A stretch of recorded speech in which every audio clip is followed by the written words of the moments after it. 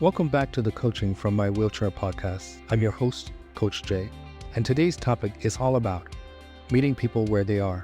Actually, this is a topic that I put in my book, Coaching from My Wheelchair. If you have not got your copy yet, please do so. It's available on Amazon and Barnes & Noble, meeting people where they are. Well, this is a skill that's essential in every area of life, whether you're connecting with friends or loved ones, working with colleagues, leading a team, or supporting a client. Meeting people where they are isn't just about being a good listener. It's about understanding, empathy, and recognizing that each person has their own unique journey, beliefs, and experiences, especially in this post-election climate. In this episode, we'll explore why meeting people where they are is so important, what skills you need to do it well, and some practical tips to help you apply this concept in your personal and professional relationships. I'll also share real-life coaching examples to illustrate how this skill can shape both personal growth and leadership effectiveness. And of course, we'll wrap up with some frequently asked questions to give you more tools to deepen your connections. So, whether you're a leader, a coach, a friend, or just someone looking to improve your relationships, this episode is for you. Let's dive in. Let's start with what we really mean when we say, meet people where they are. It's more than just listening or nodding along. Meeting people where they are means putting aside our own judgments, assumptions, and agendas. It's about stepping into someone else's world with empathy, understanding, and respect. People are where they are because of their unique experiences, perspectives, and backgrounds. It's easy to wish someone was further along in their journey or had different views. But here's the truth. Real connection starts when we accept people as they are, without forcing them to conform to our expectations. For example, in my coaching sessions, I work with people from all kinds of backgrounds, different cultures, faiths, and life experiences. I've learned that what resonates with one person may not resonate with another. This principle is essential not only in coaching, but in all relationships. Whether you're talking with a coworker, a friend, or a family member, you have to take into account their perspective if you want the conversation to be meaningful. So, why is this skill so important? Why does it matter if we meet people where they are? Here are a few reasons why it's essential. I'll say the important one here is building trust and connection. When people feel understood, they're more likely to open up and engage. Meeting them where they are creates a foundation of trust, which is vital for any relationship. Next, I will say that it encourages growth. People are more receptive to change or new ideas when they feel accepted as they are. By meeting them where they are, you create a safe space for growth. Next, it will reduce conflict. Misunderstandings often happen when we impose our own views without considering the other person's perspective. By meeting people where they are, we reduce the chances of miscommunication and create room for empathy. Lastly, it promotes personal and professional development. For leaders, coaches, and anyone in a supportive role, meeting people where they are allows you to guide others more effectively. When people feel respected and understood, they're more likely to develop personally and professionally. Meeting people where they are isn't just a skill for leaders or coaches. It's something that can transform everyday relationships and deepen your understanding of the people around you. Now, let's move on and talk about the skills needed to meet people where they are. This is a skill set anyone can develop, but it requires intentionality and practice. Here are some key skills that will help you do this effectively. 1. Deep listening.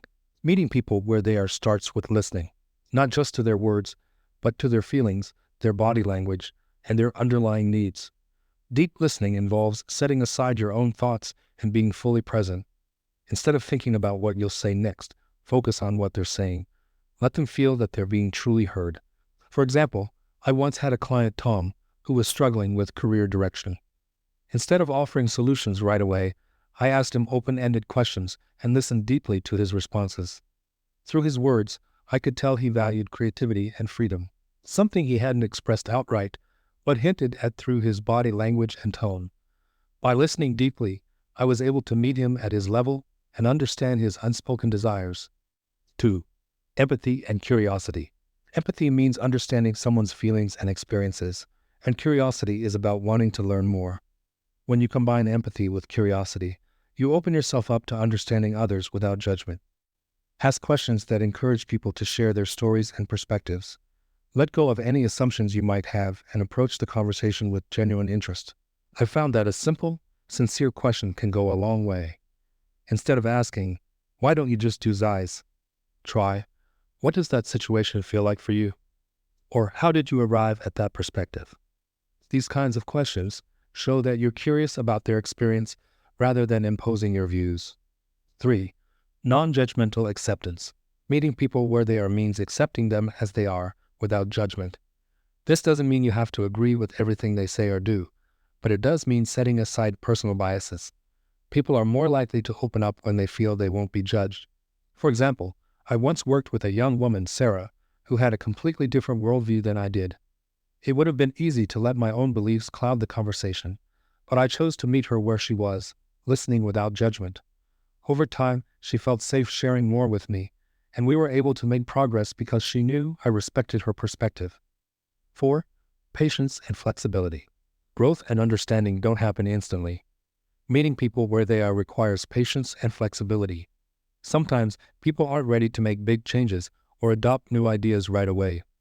Instead of rushing them, respect their pace and let them explore at their own speed.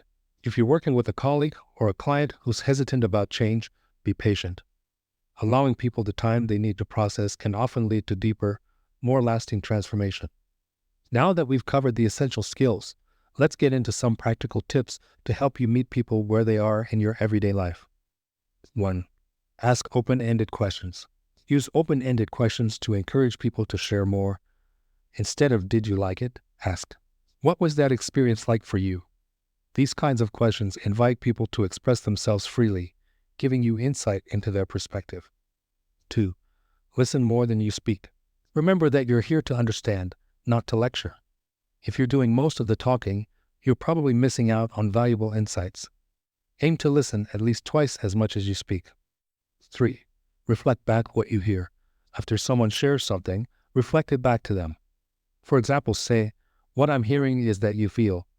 This lets them know you're engaged and gives them a chance to clarify if needed. 4. Check your assumptions. It's easy to make assumptions about others based on your own experiences, but these assumptions can prevent real understanding. Check in with yourself. Are you making any assumptions?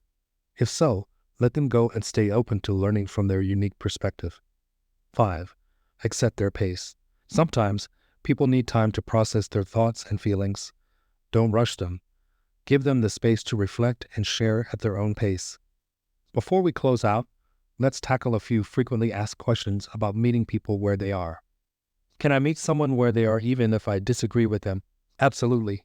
Meeting someone where they are doesn't mean you have to agree with them. It's about respecting their perspective and making an effort to understand where they're coming from. How do I avoid getting frustrated if someone isn't ready to make changes? Patience is key. Remember that everyone grows at their own pace. Focus on being a supportive presence rather than trying to control their journey. Frustration often fades when we remember it's not our job to push them, but to support them. What if someone doesn't reciprocate and meet me where I am? This can be challenging, but remember that meeting people where they are is a choice you make for yourself. It's a tool for creating understanding and peace in your own life. If someone isn't reciprocating, it's okay to set boundaries while still respecting their perspective. Can meeting people where they are help in leadership? Absolutely. Leaders who meet people where they are create trust and connection within their teams. By understanding and respecting each person's perspective, leaders foster an environment where team members feel valued and empowered to grow. How can I practice meeting people where they are in my daily life? Start small. Practice listening fully in your next conversation. Ask open-ended questions and try to approach every interaction with curiosity. Over time, this will become a natural part of your communication style. Here are my final thoughts. The power of meeting people where they are. Meeting people where they are is one of the most powerful ways to build authentic relationships, encourage growth, and create a sense of connection. It's a skill that goes beyond listening. It's about truly understanding and respecting someone's journey. When you meet people where they are, you give them the freedom to be themselves. And in turn, they feel empowered to open up, grow, and connect on a deeper level. And that's a wrap for today, folks. Thank you for tuning in to this episode of Coaching from My Wheelchair podcast. If you found today's conversation helpful, please subscribe, share it with someone who could benefit, and leave a review.